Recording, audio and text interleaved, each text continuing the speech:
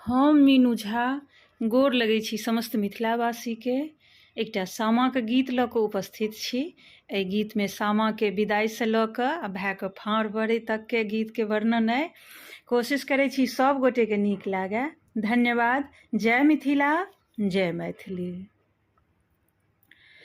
बिगहा बिगहा खेतक मालिक बचन भैया हो, बिगहा बिगहा खेतक मालिक ललन भैया हो, हमर मोहन भैया हो।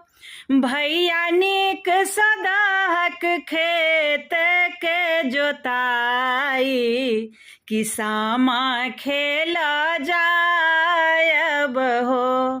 भैया नीक सदाहक खेत के जोताई, किसामा खेल जायब हो। कूर खेत बैसे बनि सामा दाई के है, संग चकबा भाई के है। आहे ढेपा फोड़ी फोड़ी खेती भैर रात, किसामा चकेबा खेलब है। आहे ढेपा फोड़ी फोड़ी खेती भैर रात, किसामा चकेबा खेलब है। डाला में बैसे बनि सामा दाई के है, संग चकेबा भाई के है। आहे ओस चटे बन भैर रात, किसामा चकेबा खेलब है। आहे ओस पिए बन भैर रात, किसामा चकेबा खेलब है।